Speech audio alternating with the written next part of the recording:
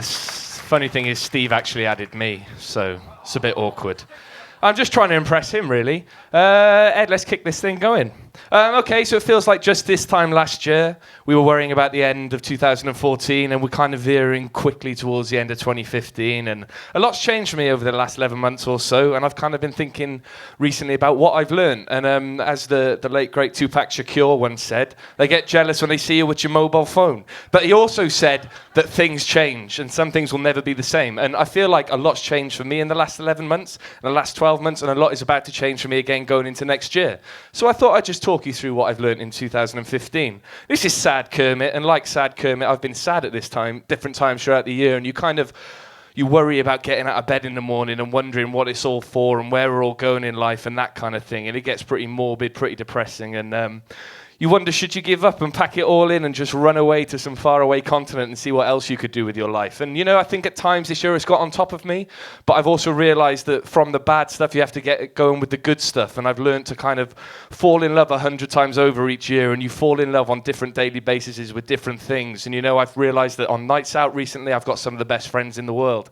I realized that I've got such good stuff going on in my life, and I kind of want to big that up really while I'm here. And the next picture, they say you can, you're blessed if you can count your best friends on one hand. Well, I feel like I've run out of digits this year to count my best friends, and some of them are here tonight, and they've always come and watched me speak at Ignite, and I've made new friends this year, and I've made old friends that I'd lost touch with, and they've come back into my life, and that's fucking brilliant. I can't, if you've missed touch with someone, get in touch with them. These are some of the times I've had this year. I've eaten chips outside a chip shop in Bristol. That's me and Sophie outside Camden Market before we went to see Brand New. That's me at Green Man with my mates, and that's my friend Vlad's birthday night out. He's here tonight. And, I fell in love with them 100 times over. These are some excellent shirts. I can't recommend buying excellent shirts enough.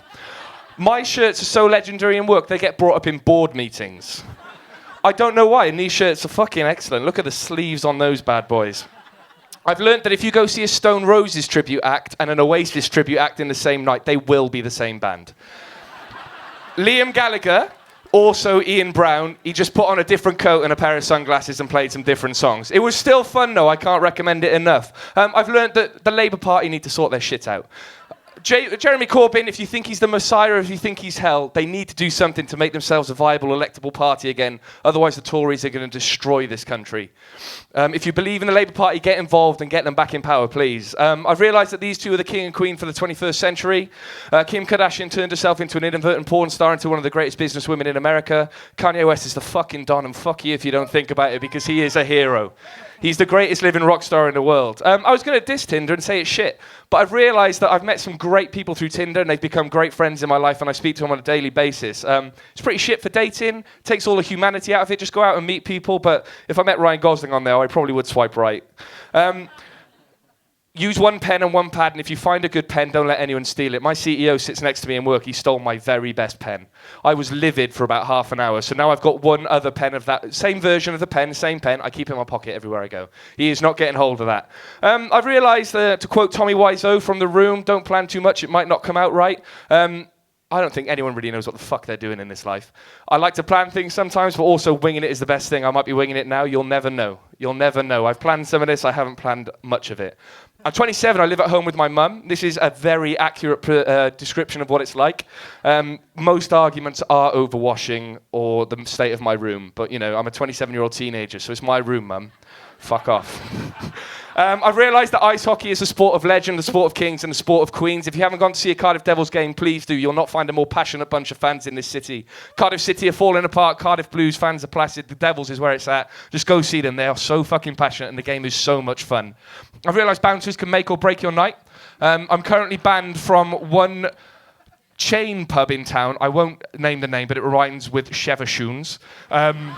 I'm banned from one of their pubs in town for arguing with the bouncer. It's not big, it's not clever. I've realised that kind of looks like me in the red shirt, but it's not. This is one of my favourite bands I've discovered in the last couple of years, Modern Baseball. Go check them out, because once you find a band that you really connect with, you fall in love with them every time you listen to them. And Modern Baseball, I'll see them 5 times by February next year. They're the fucking best band in the world. This is the greatest TV programme on TV, on Netflix or whatever at the moment. Please watch it. I don't work for Aziz Ansari, but he's a great comedian, and this program talks most about what we're going through in most of our day-to-day lives, the digital revolution we're facing, and how we're all trying to adapt to it.